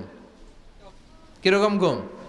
এমন ঘুম যেই ঘুমে ডাকলেও মানুষ ওঠে না, যেটা শেষ রাতে আমাদের যেই ঘুমটা হয়, রাত 3টা-4টার দিকে কম্বল টেনে টেনে আরেকটু ঘুমাইতে মনে চায়, এরকম একটা ঘুম আছে না নাই? এই ঘুমটাকে আরবিতে বলে হুজুদ। কি বলে? সবাই বলেন। এই হুজুদের ঘুমকে স্যাক্রিফাইস করে ওই টাইমে যে সালাতটা পড়া হয়, ওই সালাতকে আরবিতে বলে সলাতুল হুজুদ বা সলাতুত তাহাজ্জুদ। সুবহানাল্লাহ পড়বেন না? এজন্য রাব্বুল আলামিন বলেন, ওয়া মিনাল লাইলি ফাতাহাজ্জাদ বিহি নাফিলাতান লাকা আসা আন ইয়াবআসাকা রাব্বুকা মাকামাম মাহমুদা। ও নবী, রাত্রিবেলা দাঁড়িয়ে আপনি তাহাজ্জুদের নামাজ পড়েন, আশা করা যায় বিশাল সম্মানিত মহিমান্বিত জায়গায় আল্লাহ আপনারে বসায় দিবে গো নবী। ঠিক কি না? তাহাজ্জুদের সালাত পড়লে মর্যাদা বাড়ায় দেয় কে? মুমিনের বৈশিষ্ট্য, তারা রাত্রিবেলা তাহাজ্জুদের সালাত পড়ে। ইমানদারদের বৈশিষ্ট্য, তারা হলো ফুরসান আন-নাহার রুহবান আল-লাইল। রাত্রিবেলা তাহাজ্জুদের যায় নামাজে কান্নার ঝড় তোলে, দিনের বেলায় ঘোড়া হাঁকিয়ে জিহাদের ময়দানে জিহাদ করে। ঠিক কি না? দিনের বেলায় চলবে কি? জিহাদ। জিহাদের কথা বলাতে ভয় পাইছেন? হ্যাঁ, অনেকে এখন জিহাদের সাথে জঙ্গিবাদরে লাগায়, এরকম ডাকাইত আছে না নাই? জিহাদের সাথে সন্ত্রাসবাদকে মিলাতে চায়, চিল্লা এখন ঠিক কিনা? জঙ্গিবাদ আর সন্ত্রাস এক জিনিস, জিহাদ আরেক জিনিস। জিহাদরে ফরজ করছে কে? আর জঙ্গিবাদকে হারাম করেছে কে? জঙ্গিবাদকে দমন করার জন্য আল্লাহ তাআলা জিহাদের মতো বিধানকে ফরজ করেছেন, চিল্লায় বলেন ঠিক কিনা? যারা হকের পক্ষে, যারা কল্যাণের পক্ষে, যারা মানবতার পক্ষে, এরা হচ্ছে মুজাহিদ। আর যারা হক সহ্য করে না, মানবতাকে সহ্য করে না, শান্তির কথাকে সহ্য করে না, এরা হলো এক একটা জঙ্গি, চিল্লায় এখন ঠিক কিনা? আবু জাহেল ছিল জঙ্গি আর বিশ্বনবী ছিলেন মুজাহিদ। ফেরাউন ছিল জঙ্গি, মুসা আলাইহিস সালাম ছিলেন মুজাহিদ। নমরুদ ছিল জঙ্গি, সাইয়েদনা ইব্রাহিম ছিলেন মুজাহিদ। বাংলার জমিনেও যারা হকের কথা বলে তারা হচ্ছে মুজাহিদ। আর যাদের হক সহ্য হয় না, ইসলাম সহ্য হয় না, কোরআন সহ্য হয় না, এরা এক একটা সন্ত্রাস আর জঙ্গি, চিল্লায় এখন ঠিক কিনা? এরা জঙ্গি। আমরা যারা সত্যের পক্ষে কথা বলি, আমরা জঙ্গি না, আমরা মুজাহিদ। আমরা কি? মুজাহিদ। এজন্য মুমিনদের বৈশিষ্ট্য হলো রুহবান আল-লাইল ফুরসান আন-নাহার। মুমিন বান্দারা দিনের বেলায় জিহাদের ময়দানে ব্যস্ত থাকে, রাতের বেলায় তাহাজ্জুদের যায় নামাজে চোখের পানি দিয়ে যায় নামাজ ভিজায়। রাতের আধারে যারা সেজে দাতে রয়, দু চোখের শ্রুতে নদী যেন বয়। রাতের আধারে যারা সেজে দাতে রয়, দু চোখের শ্রুতে নদী যেন বয়। ছলনার হাতছানি যতই আসুক, পেছনে ফিরেও সে তাকায় না। যাদের হৃদয়ে আছে আল্লাহর ভয়, তারা কবু পথ ভুলে যায় না। আল্লাহর প্রেম ছাড়া এই দুনিয়ায় কারো কাছে কোনো কিছু চায় না, চিল্লায় বলেন ঠিক কিনা? এজন্য বিশ্বনবীর প্রথম প্রশিক্ষণ নিতে বললেন আল্লাহ, কুমিল্লাইলা ইল্লা কালিলা। ও নবী, বিশাল মিশন নিয়ে দুনিয়ার বুকে আপনি এসেছেন গো নবী। প্রথম প্রশিক্ষণ যেটা নিবেন, রাত্রিবেলায় দাঁড়িয়ে দাঁড়িয়ে তাহাজ্জুদের প্রশিক্ষণ। বিশ্বনবীর আদেশ করলেন কে? কিসের আদেশ? সবাই কন আরো জোরে। ওই মুহূর্তটা তাহাজ্জুদের সময়টা এমন সময়, ইয়ানজিলু রাব্বুনা ইলা সামাইদ দুনিয়া, রব্বুল আলামিন আরশের উপর থেকে দুনিয়ার আকাশে নেমে আসে মানে বিশেষ একটা মনোযোগ দেয় আর দুনিয়াবাসীরা ডেকে ডেকে বলে গোলাম আলা মিন মুস্তাগফিরিনা গফির আলা, কার ক্ষমা লাগবে ক্ষমা চাও, সব গুনাহ আমি ক্ষমা করে দেব। আলা মিন মুস্তারজিকিন আরজুকালা, কার কি লাগবে আমার কাছে চাও, সব আমি দিয়ে দেব। আল্লাহু আকবার। আলা মিন মুস্তাকসিন আকসুলা, যার জামা দরকার জামা চাও জামা দেব, ক্ষমতা দরকার ক্ষমতা চাও ক্ষমতা দেব, নেককার স্ত্রী দরকার নেককার সন্তান দরকার সন্তান চাও সন্তান দেব। সব দেয়ার মালিক কে? কেউ যেটা পারে না পারে কে? কেউ যেটা দেয় না দেয় কে? কেউ যেটা বোঝে না বোঝে কে? আল্লাহ শেষ রাতে আম করে ডাকে, দেওয়ার জন্য ডাকে, কিন্তু চাওয়ার সময় আমাদের নাই। উনি দেওয়ার জন্য প্রস্তুত, কিন্তু এটা তো নেওয়ার লোক লাগবে। কথা কন। বিশ্বনবী তাহাজ্জুদের সময় দাঁড়িয়ে যেতেন ছোট্ট একটা ঘরে, চাটাইয়ের উপরে বিশ্বনবী মা এসে শুতেন, গাদাগাদি করে জায়গা নাই। মাঝরাতে বিশ্বনবী তাহাজ্জুদের জন্য দাঁড়াতেন, আল্লাহু আকবার বলে দাঁড়িয়ে যেতেন, নামাজ শুরু করে দিতেন। বিশাল বড় সূরা পড়তেন, কেরাত পড়তেন, রুকু করতেন, কিন্তু সিজদার জায়গায় সিজদা দেওয়ার জায়গা নাই। সিজদার জায়গায় মা এসা পা বিছিয়ে শুয়ে আছে। বুখারীর বর্ণনা, বিশ্বনবী সিজদায় যে হাত দিয়ে মা এশার পায়ের মধ্যে চিমটি কাটতেন, মা এশা বুঝতে পারতেন বিশ্বনবী এখন সিজদায় যাবে। সুবহানাল্লাহ পড়েন। মা এশা বুঝতে পেরে পা দুইটা সরিয়ে নিতেন, বিশ্বনবী সিজদা দিতেন। সিজদা দিয়ে বিশ্বনবী যখন আবার দাঁড়িয়ে যেতেন, মা আয়েশা পা বিছিয়ে আবার শুয়ে পড়তেন। কি ইবাদত ছিল বিশ্বনবীর! হাত্তা তাতাওয়াররামু খাদামা। মা আয়েশা বলতেন বিশ্বনবী দাঁড়িয়ে থাকতে থাকতে এত সময় ধরে তাহাজ্জুদের সালাত পড়তেন, ওনার পা গুলো ফুলে এরকম টিউমারের মতো মোটা হয়ে যেত। সুবহানাল্লাহ পড়বেন না? দাঁড়িয়ে থাকতে থাকতে বিশ্বনবীর পা গুলো টিউমারের মতো মোটা হয়ে যেত। প্রথম রাকাতে বাকারা আলে ইমরান পড়ে ফেলতেন। সুবহানাল্লাহ পড়েন। বিশ্বনবীর পা যেন ফেটে যাবে, এভাবে হাত বেঁধে দাঁড়িয়ে থাকতে থাকতে বিশ্বনবীর হাতগুলো বাঁকা হয়ে যেত, ব্যথা হয়ে যেত। বিশ্বনবী তখন হাত দুইটা ছেড়ে দিতেন। আবার যখন এনার্জি ফিরে পেতেন, যখন বিশ্বনবীর ভাল লাগতো, আবার হাত বাঁধতেন। পড়েন সুবহানাল্লাহ। তার মানে হাত ছেড়ে দিও নামাজ পড়া যায়। হাত ছেড়ে দিও। মালিকি মাযহাবের কিছু স্কলাররা ওনারা মত নিয়েছে, ওনাদের অনুসারীরা এরসাল করে, আমাদের দেশে কেউ বাদে এইভাবে, কেউ এইভাবে, কেউ এইভাবে, মালিকিরা বাদেই না, কে বাদবই না, কি করবি কর। আছে না নাই? আপনি যদি হজ করতে যান মক্কা মদিনায় এই আমলগুলো দেখতে পারবেন। এটা সুন্নাত একটা আমল। হাত ছেড়ে দিলেও যেখানে সালাত হয়ে যায় ওই জায়গায় কই বাঁধবে এই নিয়ে কিলাকিলি আছে না নাই? উপরে না নিচে, আমিন জোরে না আসতে, আছে না নাই? পেকুয়াতে মাশাআল্লাহ এগুলো নাই। হ্যাঁ, পেকুয়াতে এগুলো আছে। বিশ্বনবী লম্বা সময় দাঁড়িয়ে তাহাজ্জুদ পড়তেন। তাহাজ্জুদ পড়লে আপনার মর্যাদা বাড়ায় দিবে কে? সাইয়েদনা জিব্রাইল বললেন ইন্না শারাফাল মুমিন ফি কিয়ামিল লাইল। বিশ্বনবী বললেন জিব্রাইল এসে আমাকে বলে গিয়েছে মুমিনের মর্যাদা তাহাজ্জুদের নামাজের ভেতর। সুবহানাল্লাহ পড়েন। তাহাজ্জুদের নামাজ পড়লে মর্যাদা বাড়ায় দেয় কে? 2 নাম্বার কুরবাতুন ইলাল্লাহ। তাহাজ্জুদের নামাজ পড়লে আল্লাহর সাথে নৈকট্য বাড়িয়ে দেয় কে? আল্লাহর সাথে কানেক্টিভিটি আপনার বেড়ে যাবে। আমাদের দুনিয়াতে সব জায়গায় কানেক্টিভিটি আছে। এমপির সাথে হাত আছে, চেয়ারম্যানের সাথে হাত আছে, ওই এসআই এর সাথে হাত আছে, পুলিশের আইজির সাথে হাত আছে, কিন্তু আল্লাহর সাথে হাতটা নাই। কথা কন। আসল জায়গায় কানেকশন লাগানো দরকার। চিল্লায় বলেন ঠিক কি না? মান লাহুল মাওলা ফালাহুল কুল্লু। যে ব্যক্তি আল্লাহর হয়ে যায় গোটা বিশ্ব তার হয়ে যায়। যে সব জায়গায় যে ধর্ণা দেয় আল্লাহর কাছে ধর্ণা দেয় না, তার কোনো মর্যাদা নাই। আর যে ব্যক্তি সব দিক থেকে মুখ ফিরিয়ে আল্লাহর কাছে যায় গোটা বিশ্বের সবাই তার দিকে তাকিয়ে থাকে। এজন্য সম্পর্কটা লাগাইতে হবে কোন জায়গায়? তার মানে তাহাজ্জুদ পড়লে মর্যাদা বেড়ে যায়, আল্লাহর সাথে সম্পর্ক বেড়ে যায়। বিশ্বনবী বললেন মানহাতুনা আনিল ইসিম। তাহাজ্জুদের নামাজ পড়লে তাহাজ্জুদের নামাজ আপনারে পাপ কাজ থেকে বাধা দিবে। সুবহানাল্লাহ পড়েন। তাহাজ্জুদ যারা পড়ে এরা পাপ কাজ করে না। চিল্লায় কোন ঠিক কিনা? 4 নম্বরে মুকাফফিরাতুন লিসাইয়্যাত। পাপ আর অন্যায় যদি কিছু হয়েও থাকে তাহাজ্জুদের নামাজ পড়লে তাহাজ্জুদের নামাজ পাপগুলোরে ধুয়ে মুছে সাফ করে দেয়। এজন্য তাহাজ্জুদ পড়ার দরকার আছে না নাই? বিশ্বনবীরে বললেন আপনার প্রথম প্রশিক্ষণ হচ্ছে তাহাজ্জুদের প্রশিক্ষণ। কিসের প্রশিক্ষণ? এজন্য আল্লাহ বললেন ইয়া আইয়ুহাল মুযাম্মিলু কুমিল লাইলা ইল্লা কলিলা নিসফাহু আও ইনকুস মিনহু কলিলা أو زد عليه ورتل القرآن ترتيلا সুবহানাল্লাহ পড়ে। এক নাম্বার প্রশিক্ষণ চলে গেল। এক নাম্বার প্রশিক্ষণ কি ছিল? তাহাজ্জুদ। আওয়াজ করে বলেন না, কি ছিল? দুই নাম্বার প্রশিক্ষণ ওয়ারাত্তিলিল কোরআন তারতিলা। ও নবী, মন গড়া কোরআন তেলাওয়াত করবেন না, যেমন মন চায় তেমন কোরআন পড়া যায় না। ওয়ারাত্তিলিল কোরআন তারতিলা, তারতিলের সাথে, তাজবিদের সাথে, মাখারিজুল হুরুফ মেনটেন করে আপনি তারতিলের সাথে তেলাওয়াত করেন। যারা তারতিলের সাথে তেলাওয়াত করেন, কিয়ামতের দিন আল্লাহ বলবে ইকরা ওয়ারতাকি ওয়ারাত্তিল কামা কুনতা তুরাত্তিলু ফিদ দুনিয়া। দুনিয়াতে যেমনি পড়েছো পড়ো, যত আয়াত পড়বা জান্নাতের বিল্ডিং তত লম্বা হয়ে যাবে। আল্লাহু আকবার।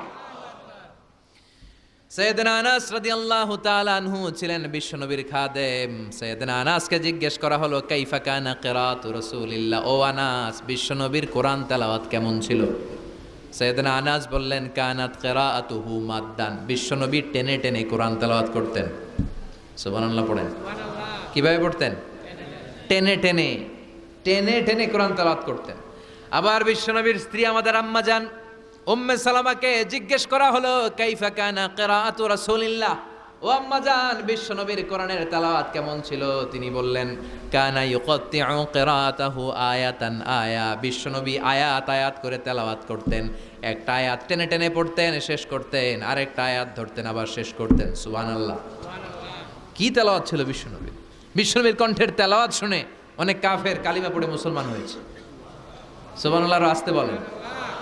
বিশ্বনবীর কণ্ঠের তেলাওয়াত শোনার জন্য শুধু মুমিনরাই পাগল ছিল না, আবু জাহেল, উতবা, শাইবা, ওয়ালিদ ইবনে মুগিরা এগুলোও পাগল ছিল।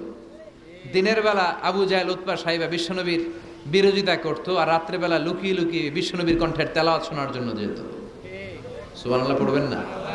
দিনের বেলা ভাষণ দিত, খবরদার কেউ মুহাম্মাদের কণ্ঠের তেলাওয়াত শুনতে যেতে পারবি, কিন্তু রাত্রে বেলা লুকায় লুকায় নিজেই যেত। না জানি কত সুন্দর কণ্ঠ ছিল আমার নবীর, না জানি কি সুরের ঝংকার আর রহুরি খেলতো যখন নবী তেলাওয়াত করতো। সুবহানাল্লাহ পড়বেন না? এজন্য আল্লাহ বললেন ওয়ারাত্তিলিল কোরআন তারতিলা, ও নবী ধীরস্থির ভাবে পড়েন। আবার বিশ্বনবী বলছেন সাইয়িনুল কোরআন বিআসওয়াতিকুম, তোমাদের কণ্ঠে যত সুন্দর সুর আছে, লহুরি আছে, ঝংকার আছে, সবগুলো দিয়ে কোরআন তেলাওয়াত করবা। আবার বিশ্বনবী বলছেন মান লাম ইয়াতাগান্না বিল কোরআন ফালাইসা মিন্না, যে গুনগুন করে সুর করে কোরআন তেলাওয়াত করে না, ওই লোক কখনো আমি নবীর উম্মত হতে পারে। এজন্য সুর করে কোরআন তেলাওয়াত করবেন। কি করে? অনেকে কয় হুজুর আমার সুর নাই। আপনার সুর নাই তো কি আছে? আপনার যেটা আছে ওইটাই সুর, যেটা আপনার আছে ওইটাই সুর। সুর নাই কে বলছে? টয়লেটের ভিতরে ঢুকলে বোঝা যায় কি সুর আছে। বাথরুম সিঙ্গার আছে না, কাপড় খাসতে বসলে কি সুন্দর গান শুরু করে, ঘুম ভাঙাইয়া গেল রে হে মরার কোকিলে, আছে না নাই? তখন সুন্দর সুন্দর গান বেরোয়। কিন্তু কোরআন তেলাওয়াত করতে গেলে সে সুর কয় আমার সুর নাই। আপনার যেটা আছে ওইটাই আপনার সুর, ওইটা দিয়ে তেলাওয়াত করবেন। মিশরের রাশেদ আল আফাসি, আব্দুর রহমান সুদাইস, বান্দার ইবনে আব্দুল আজিজ আল বালিলা, এদের তেলাওয়াত শুনছেন? কি সুন্দর তেলাওয়াত! বিশ্বনবীর তেলাওয়াত ছিল টেনে টেনে পড়তেন, প্রতিটা আয়াত শেষ করে আবার নতুন আয়াত ধরতেন। ঠিক কি না? আলহামদুলিল্লাহি রাব্বিল আলামিন আর রহমানির রহিম মালিকি ইয়াউমিদ্দিন ইয়্যাকা না'বুদু ওয়া ইয়্যাকা নাস্তাঈন ইহদিনাস সিরাতাল মুস্তাকিম সিরাতাল লাযীনা আন'আমতা আলাইহিম গায়রিল মাগদুবি আলাইহিম ওয়ালাদ-দাল্লিন। পড়েন আমিন। থেমে থেমে এক আয়াত শেষ আরেক আয়াত, ওই আয়াত শেষ তারপর আরেক আয়াত। বিষ্ণু বলে রুব্বা খারিলিল কোরআন ওয়াল কোরআন ইয়ালআনহু, কোরআনের অনেক কারি আছে যে কারীদেরকে কোরআন রহমত না দিয়ে লানত দেয়। এরকম আছে না নাই? বিশ্বনবী প্রতি আয়াতের পরে থামতেন, কি সুন্দর টেনে টেনে পড়তেন। আর আমাদের তারাবির নামাজে কি অবস্থা? জাপানের বুলেট ট্রেনও ফেল হাফেজ সাহেবের কাছে, আছে না নাই? হাফেজ সাহেবরা খবরদার, এভাবে কোরআন পড়বেন না। এভাবে কোরআন তেলাওয়াত করলে রহমত না পেয়ে আপনার কপালে লানত জুটবে। চিল্লায় বলেন ঠিক কি না? এজন্য 2 নাম্বার প্রশিক্ষণ রব্বুল আলামিন বিশ্বনবীকে দিলেন আর বললেন ওয়ারাত্তিলিল কুরআনা তারতিলা। ও নবী রাত্রিবেলায় তাহাজ্জুদের নামাজে ধীরস্থিরভাবে কোরআন তেলাওয়াত করেন। এরপর আল্লাহ বললেন ইন্না সানুলকি আলাইকা কওলান সাকিলা। ও নবী অচিরেই ভারী একটা কথা, ভারী একটা বাণী, অনেক ওজনওয়ালা কোরআন আমি আপনার উপরে নাজিল করে দেব। সুবহানাল্লাহ পড়ে। কওলান সাকিলা, it's a very heavy and weightful word. কোরআনের এই কথাগুলোর একটা আলাদা ওজন আছে না নাই? বিশ্বাস হয় না সন্দেহ লাগে? বিশ্বনবীর কাছে যখন কোরআনের আয়াত নাজিল হতো, মা আয়েশা বর্ণনা করেন প্রচন্ড শীতের রাতে। কিসের রাতে? কথা শুনতেছেন? প্রচন্ড শীতের রাতে বিশ্বনবী ঘেমে ঘেমে একাকার হয়ে যেতেন। মাঘ মাসের শীত, মা আয়েশা বলে আমরা কম্বল গায়ে দিয়ে শুই, কিন্তু বিশ্বনবীর কাছে যখন কোরআন নাজিল হয় বিশ্বনবী ঘেমে ঘেমে একাকার হয়ে যেতেন। সুবহানাল্লাহ পড়ে। বিশ্বনবী যখন ওটের উপর বসা অবস্থায় কোরআনের আয়াত নাজিল হতো, ওটের বুকটা জমিনে লেগে যেত। বিশ্বনবী ঘোড়ার উপরে বসা অবস্থায় যখন কোরআনের আয়াত নাজিল হতো, ঘোড়ার পাগুলো জমিনের ভেতরে গেড়ে যেত। বিশ্বনবী মাঝে মাঝে অনেক সাহাবাদের রানের মধ্যে মাথা রেখে শুয়ে পড়তেন। ওই অবস্থায় যখন কোরআনের আয়াত নাজিল হতো, সাহাবারা বলতো আমাদের হাড্ডিটা ফেটে টুকরা টুকরা হয়ে যাবে, এরকম মনে হতো। তার মানে কোরআনের আয়াতের একটা ভার আছে না নাই? এজন্য রাব্বুল আলামিন বলেন লাউ আনজালনা হাযাল কুরআনা আলা জাবালিন লারাআইতাহু খাশিআম মুতাসাদ্দিআম মিন খাশিয়াতিল্লাহ। ও নবী, কোরআনকে মানুষের উপর নাজিল না করে যদি পাহাড়ের উপর নাজিল করতাম, আপনি দেখতেন কোরআনের ভারে বড় বড় পাহাড়গুলো ভেঙে চুরে খান খান হয়ে যেত গো নবী। কোরআনকে যদি মাউন্ট এভারেস্টের উপর আল্লাহ নাজিল করতো, পাহাড়টা ভেঙে দুমড়ে মুচড়ে চূর্ণ বিচূর্ণ হয়ে যেত। চিল্লা এখন ঠিক কিনা? এজন্য আল্লাহ বললেন এটা অনেক ভারী একটা বাণী, এই বাণী আমি আপনার উপরে নাজিল করব। এরপর আল্লাহ বললেন ইন্না নাশিয়াতাল লাইলি হিয়া আশাদ্দু ওয়াতআন ওয়া আকামু কিলা। ও নবী, রাত্রিবেলা যদি আপনি তাহাজ্জুদের নামাজ পড়েন, আপনার মনোযোগায়নকে শক্তিশালী করে দিবে কে? আপনার কথা বলার যোগ্যতাকে মজবুত করে দিবে কে? কেন আপনি রাত্রিবেলায় তাহাজ্জুদ গুজার হবেন? কারণ ইন্নালাকা ফিন নাহারি সাবাহান তাবিলা। দিনের বেলায় অনেক ব্যস্ততা আছে না নাই? দিনের বেলায় মানুষগুলো কাজকর্ম নিয়ে ব্যস্ত হয়ে যায়, তখন অনেক গোলমাল। তখন নয়, রাত্রিবেলা তাহাজ্জুদ পড়েন, আপনার মর্যাদা বাড়িয়ে দিবে কে? এরপরে 3 নাম্বার প্রশিক্ষণের কথা আল্লাহ বললেন ওয়াযকুর ইসমা রাব্বিকা ওয়া তাবাত্তাল ইলাইহি তাবতিলা। প্রথম প্রশিক্ষণ তাহাজ্জুদের প্রশিক্ষণ। কিসের? দ্বিতীয় প্রশিক্ষণ মনোযোগের সাথে ধীরস্থিরভাবে কোরআন তেলাওয়াতের, তারতিলের সাথে কোরআন তেলাওয়াতের প্রশিক্ষণ। ঠিক কিনা? 3 নাম্বার প্রশিক্ষণ ওয়াযকুর ইসমা রাব্বিক। সব সময় রবের জিকির করবেন। জিকির চলবে কার? লা ইলাহা লা ইলাহা ইল্লাল্লাহু মুহাম্মাদুর রাসূলুল্লাহ সাল্লাল্লাহু। ওয়াযকুর ইসমা রাব্বিক। ও নবী, আপনার রবের নাম স্মরণ করেন। সব সময় জিহ্বায় একজনের নাম থাকবে। তিনি কে? আমাদের রব কে? আল্লাহ আমারে রব,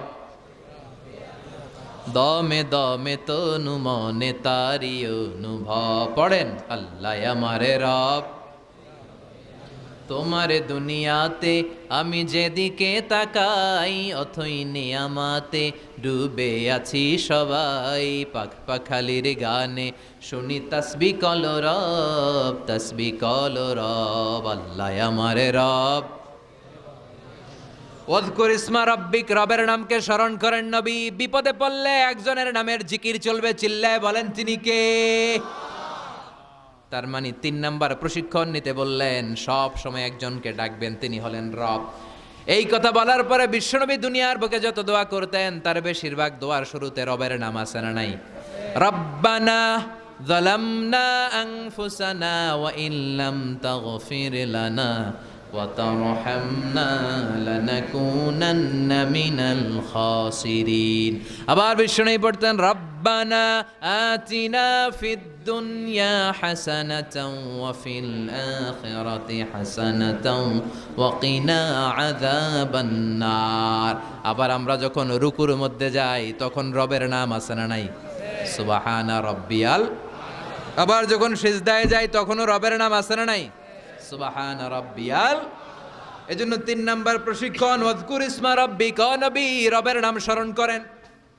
4 নাম্বার প্রশিক্ষণ, ওয়াতাবাত্তাল ইলাইহি তাবতিলা, আপনি যখন সময় পাবেন রবের ইবাদতে মশগুল হয়ে যান। কার ইবাদতে? কার ইবাদতে? আমরা যেন আল্লাহর ইবাদতে মশগুল হয়ে যাই। ওয়াতাবাত্তাল ইলাইহি তাবতিলা, তাবাত্তুল মানে আল্লাহর ইবাদতে মনোনিবেশ করা, মশগুল হওয়া। এই তাবাত্তুল শব্দটা এসেছে আল বাতুল থেকে। এজন্য মারিয়াম আলাইহিস সালামকে বলা হতো মারিয়াম আল বাতুল। মারিয়াম আলাইহিস সালামকে কি বলা হতো? উনি বাইতুল মুকাদ্দাসে সব সময় কার ইবাদতে মশগুল থাকতো? ইবাদতে মশগুল। আমাদের নারীরাও মশগুল থাকে, তবে ইবাদত নিয়ে নয়, জি বাংলা নিয়ে, স্টার জলসা নিয়ে, কিরণমালা নিয়ে, হিন্দি সিনেমা নিয়ে। আছে না নাই? পেকুয়াতে নাই, এদিকেও আছে। আল্লাহ এই গজব থেকে তুমি আমাদেরকে হেফাজত করো, আমরা পড়ি আমিন। ফাইদা ফারাগতা ফানসাব ওয়া ইলা রাব্বিকা ফারগাব। আল্লাহ নবীর ডেকে বললেন, ও নবী, যখন আপনি অবসর পাবেন আপনি ইবাদতে মনোনিবেশ করেন, আল্লাহর ইবাদতে মশগুল হয়ে যান। ওয়া তাবাত্তাল ইলাইহি তাবতিলা, ইবাদত চলবে একজনের, তিনি কে? তাহলে প্রশিক্ষণ কয়টা গেল? জোরে বলেন, আরো জোরে বলেন। এরপরে আল্লাহ বললেন, ওয়াসবির আলা মা ইয়াকুলুনা ওয়াহজুরহুম হাজরান জামিলা। তার আগে বললেন, রব্বুল মাশরিকি ওয়াল মাগরিবি লা ইলাহা ইল্লা হুয়া ফাত্তাখিযহু ওয়াকিলা। সুবহানাল্লাহ পড়ে। রব্বুল মাশরিক ওয়াল মাগরিব, আমি পূর্ব দিগন্তের মালিক, পশ্চিম দিগন্তেরও মালিক, সব কিছুর মালিক কে? লা ইলাহা ইল্লাহু, তিনি ছাড়া কোনো ইলাহ নাই। ফাত্তাখিযহু ওয়াকিলা। আরেক প্রশিক্ষণ চলে আসছে, ফাত্তাখিযহু ওয়াকিলা। ও নবী, আল্লাহরে ওয়াকিল হিসেবে গ্রহণ করেন। আমাদের ওয়াকিল বা অভিভাবক কিংবা মুমিনদের গার্ডিয়ান শুধু একজন, চিল্লায় বলেন তিনি কে?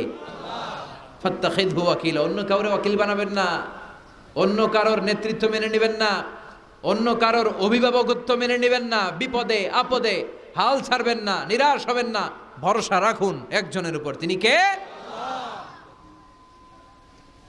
ফাত্তাখিযহু ওয়াকিলা। 5 নাম্বার প্রশিক্ষণ, ও নবী, আপনি আমারে অভিভাবক হিসেবে গ্রহণ করেন, বিপদে আপদে সব সময় আল্লাহরে পাশে পাবেন। জোরে কোন ঠিক কিনা? এরপরে 6 নম্বরে আল্লাহ বললেন, ওয়াসবির আলা মা ইয়াকুলুন। কাফের মুশরিকরা যে সমস্ত গাল মন্দ আপনারে করে, এগুলোর বিপরীতে রেগে না যে আপনি ধৈর্য ধারণ করবেন গো নবী। ওয়াসবির, ধৈর্য ধারণ করেন, কারণ ইন্নাল্লাহা মাআস। ধৈর্যশীলদের সাথে কে থাকে? চিল্লায় বলেন কে? ও নবী, ওরা আপনারে অনেক কিছু বলবে, আপনি রেগে যাবেন না। বিশ্বনবীর কাফিররা কি বলতো জানেন? বলতো আপনি একজন কবি। বিশ্বনবী নাকি কবি? নাউজুবিল্লাহ কইবেন না। আল্লাহ বলেন, ওমা আল্লামনাহু শি'রা ওয়া মা ইয়ানবাগি লাহু, আমি নবীরে কবিতা শিখাই নাই, কবিতা তার জন্য শোভনীয় নয়। সুবহানাল্লাহ পড়েন। আবার বিশ্বনবীরে তারা বলতে লাগলো গণক। কি বলতে লাগলো? কাহিন। আল্লাহ বলে, ওয়ালা বিকাউলি কাহিন, এটা গণকের কথাও নয়, এটা আল্লাহর কথা, ঠিক কিনা? এরপরে বিশ্বনবীর ওরা বলতে লাগলো মাজনুন, মানে পাগল। আল্লাহ বলে, ওয়ামা সাহিবুকুম বিমাজনুন, তোমাদের সাথী আমার হাবিব কিন্তু পাগল নয়। সুবহানাল্লাহ। এরপর ওরা বিশ্বনবীর গালে দিতে লাগলো সাহির বলে। সাহির মানে জাদুকর। সাহির মানে? আল্লাহ বলে না, আমার নবী জাদুকর না। এরপরে ওরা বিশ্বনবীর বলতে লাগলো আবতার, মানে নির্বংশ, লেস কাটা। আল্লাহ বলে না, ইন্না শানিয়াকা হুয়াল আবতার। যারা বিশ্বনবীর লেস কাটা আর নির্বংশ বলে, ওরাই লেস কাটা, নির্বংশ আর জাহান্নামের নরকীট আর পিতৃ পরিচয়হীন জারদ সন্তান। চিল্লা এখন ঠিক কিনা? বিশ্বনবীর বিরুদ্ধে যারা কথা বলে, এগুলো জাহান্নামের নরকীট। ওরা বলে, মুহাম্মদ তোমার কোনো ছেলে বেঁচে নাই, তোমার 4 মেয়ে, তুমি এন্তেকালের সাথে সাথে তোমার বংশ নির্বংশ হয়ে যাবে, তুমি লেস কাটা। আল্লাহ বলে না, ওরাফা'না আলাকা যিকরাক, নবী আপনার সম্মানকে আমি আকাশ চুম্বি করেছি, আমার নাম যেখানে আপনার নামও আমি রেখেছি সেখানে, ঠিক কিনা? এজন্য কালিমায়ে তয়্যিবার ভেতরে লা ইলাহা ইল্লাল্লাহ, তারপর পর বিশ্বনবীর নাম মুহাম্মাদুর রাসূলুল্লাহ আছে না নাই? আজানের মধ্যে আল্লাহর নামের পরে নবীর নাম আছে না নাই? আবার নামাজে সালাম ফেরানোর আগে বিশ্বনবীর জন্য দুরূদ আছে না নাই? ওরাফা'না আলাকা যিকরাক। ওরা বলে আপনি লেস কাটা, আপনি লেস কাটা না, যারা আপনারে গালি দেয় ওরাই লেস কাটা। ওয়াসবির আলা মা ইয়াকুলুন, ও নবী ওরা যা বলে এই ব্যাপারে আপনি ধৈর্য ধারণ করেন, আপনি মন খারাপ করবেন না। এই গালি গালাজ এটা নবীদের শুনতে হবে, এটা সুন্নাত। আমরাও এখন গালি গালাজ শুনি, জোরে কোন ঠিক কিনা? আমাদেরকে বলে ব্যাকডেটেড, ব্যাকডেটেড, কিছু জানে না, এরা মোল্লা। আমি করে কি ডাকে? একজন মেম্বার অফ দ্য পার্লামেন্ট কয়েকদিন আগে সংসদ ভবনে বলছে মোল্লাতন্ত্র। কি বলছে? ইসলামের কথা ভাল লাগে না, কাদিয়ানীদের সাফাই গায়। আছে না নাই? বিশ্বনবী যে শেষ নবী, এটা মানে না কাদিয়ানীরা। উনি কাদিয়ানীদের সাফার গায়, তার মানে ইসলাম ওনার ভাল লাগে না, ওনার ভাল লাগে কাদিয়ানী সম্প্রদায়কে। চিল্লা এখন ঠিক কিনা? বিশ্বনবীরে বলেছে কবি, ওনারে বলেছে গণক, ওনারে বলেছে জাদুকর, ওনারে বলেছে পাগল, ওনারে বলে লেস কাটা। ওই গালিগুলো আমাদেরও শুনতে হবে যদি নবীর অনুসারী হই। আমাদেরকে এখন গণক বলে না, পাগল বলে না, আমাদেরকে বলে মোল্লা, আমাদেরকে বলে রাজাকার, আমাদেরকে বলে যুদ্ধাপরাধী। চিল্লা এখন ঠিক কিনা? যুগে যুগে গালিগালাজ আছে না নাই?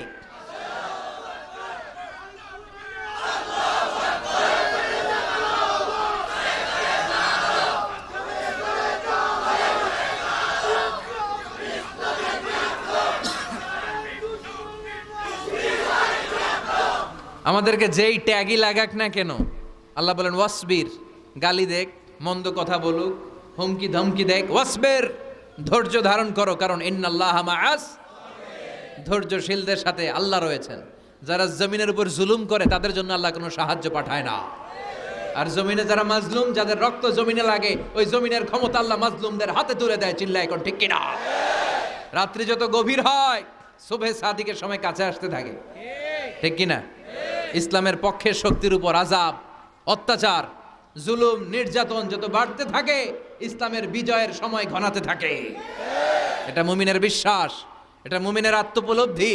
আল্লাহ বলেন ওয়াসবির আলা মা ইয়াকুলুন, নবী ওরা যা বলে আপনি মন খারাপ করবেন না, আপনি ধৈর্য ধারণ করেন, কারণ ইন্নাল্লাহা মাআস, ধৈর্যশীলদের সাথে থাকে কে? আবার আল্লাহ বললেন ওয়াস্তাঈনু বিস-সাবরি ওয়াস-সালাতি ওয়া ইন্নাহা লাকাবীরাতুন ইল্লা আলাল খাশিঈন। ও নবী, ধৈর্য আর সালাতের মাধ্যমে আপনি আমার কাছে সাহায্য চান। ফাসবির কামা সাবারা উলুল আজমি মিনার রুসুল। ও নবী, আপনার আগে সাইয়েদনা ইব্রাহিম, সাইয়েদনা নূহ, সাইয়েদনা মূসা, ঈসা যেইভাবে ধৈর্য ধারণ করেছে, আপনাকেও ধৈর্য ধারণ করতে হবে, ঠিক কিনা? এজন্য বিচলিত হওয়া যাবে? ভয় লাগে আপনাদের? হাল ছাড়া যাবে? ইসলামের পক্ষে থাকার দরকার আছে না নাই? ধৈর্য ধারণ করলে সাহায্য আর গায়েবী মদত পাঠাবে কে? ওয়াসবির আলা মা ইয়াকুলুন, নবী ওরা যা বলে এই ব্যাপারে ধৈর্য ধারণ করেন। এরপর আল্লাহ বললেন ওয়াহজুরহুম হাজরান জামিলা, ওদেরকে আপনি পরিত্যাগ করেন, এড়িয়ে চলেন। মূর্খরা এসে যখন আপনার সাথে গালমন্দ করতে চায়, পায়ে পাড়া দিয়ে ঝগড়া করতে যায়, আপনি সালাম দিয়ে কেটে পড়েন। ওদের এই কথাগুলো, এই গালিগুলো শোনার সময়ও আমাদের নাই। চিল্লায় বলেন ঠিক কিনা? তার মানে সর্বশেষ 6 নম্বরে আল্লাহ তাআলা বিশ্বনবীকে ধৈর্যের প্রশিক্ষণ নিতে বললেন।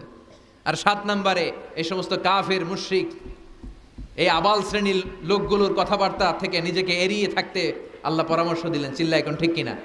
ওয়া ইযা খাতাবাহুমুল জাহিলুনা ক্বালু, মূর্খরা যখন আল্লাহর প্রিয় বান্দাদের সাথে ঝগড়া করতে আসে, আল্লাহর প্রিয় বান্দারা জানে এদের সাথে ঝগড়া করার টাইম আমাদের নাই, তাই ক্বালু সালামা, মুমিন বান্দারা সালাম দিয়ে ওদের কাছ থেকে কেটে পড়ে, ঠিক কিনা? তাহলে 6 নম্বর আল্লাহ বললেন সবর, ধৈর্যের দরকার আছে না নাই? ধৈর্য ধারণ করার শক্তি দাও গো মেহেরবান, আমায় দাও গো মেহেরবান। বুকের ভেতর ব্যথার নদী বইছে অবিরাম, বইছে বইছে অবিরাম। ধৈর্য ধারণ করার শক্তি দাও গো মেহেরবান, আমায় দাও গো মেহেরবান। পড়েন আমিন। এজন্য তাহাজ্জুদ গুজার হতে হবে। রাজি আছো মুসলমান? 1 নাম্বার প্রশিক্ষণ, তাহাজ্জুদের সালাত পড়তে হবে। মর্যাদা বাড়িয়ে দিবে কে? 2 নম্বরে সুন্দরভাবে তার তিলের সাথে কোরআন তেলাওয়াত করতে হবে, সওয়াব দিবে কে? 3 নম্বরে রব্বুল আলামিন বললেন ওয়াজকুর ইসমা রাব্বিক, সব সময় জিকির চলবে কার? 4 নম্বরে ইবাদতে মনোনিবেশ করতে হবে কার জন্য? 5 নম্বরে দুনিয়ার কেউ আমাদের ওয়াকিল নয়, আমাদের অভিভাবক নয়, আমাদের আসল অভিভাবক কে? 6 নম্বরে ওরা আমাদেরকে যাই বলুক, আমাদের আসল হাতিয়ার হলো ধৈর্য। আসল হাতিয়ার কি? সবর। আর ওরা যদি গালিগালাজ করে, আল্লাহ বললেন ওদেরকে এড়িয়ে চলো। মুমিনরা ধৈর্য ধরবে আর মুনাফিকদেরকে এড়িয়ে চলবে, ঠিক কিনা? এই 60টা প্রশিক্ষণ বিশ্বনবীকে নিতে বলল কে? কারণ বিশ্বনবীর বিশাল দাওয়াতি মিশন আছে। কালেমার বাণী প্রচারের মিশনে নামতে হবে, নবুয়তির দায়িত্ব পালনের মিশনে নামতে হবে। লিয়ুযহিরাহু আলা দ্বীনি কুল্লি, মানব রচিত যত মতবাদ, যত ধর্ম, যত কথা আছে সব কিছুর কবর রচনা করে কালিমার পতাকা উড়াইয়ে দিতে হবে। চিল্লা এখন ঠিক কিনা? এই মিশনে নামার আগে বিশ্বনবীকে আল্লাহ প্রস্তুতি নিতে বললেন। আল্লাহ বললেন প্রিপেয়ার ইউরসেলফ। নবী আপনি প্রস্তুতি নেন। দেখবেন সব কাজের আগে প্রস্তুতি লাগে, লাগে না? কথা বলেন। এই যে Lux channel I superstar, close up one, তোমাকেই খুঁজছে বাংলাদেশ, বিউটি কন্টেস্ট আছে না নাই? দেখবেন এই প্রোগ্রামগুলোর আগে প্রতিযোগীদেরকে হোটেলে নিয়ে ওরা গ্রুমিং করে। কি করে? 1 মাস 2 মাস গ্রুমিং করার পরে এরপরে গালা রাউন্ড, ফাইনাল রাউন্ডে এরা যায়। ওইটা বড় মিশন। ওই মিশনে যাওয়ার আগে গ্রুমিং এর দরকার আছে না নাই? প্রিপারেশনের দরকার আছে না নাই? তাহলে মুমিন থাকবে সদা প্রস্তুত। চিল্লা এখন ঠিক কিনা? আমরা আখিরাতের জন্য প্রস্তুত, আমরা মরণের জন্য প্রস্তুত, আমরা বিজয়ের জন্য স্যাক্রিফাইস করতে প্রস্তুত। চিল্লা এখন ঠিক কিনা? আমরা যেন সদা জাগ্রত, সদা সজাগ থাকি, প্রস্তুত।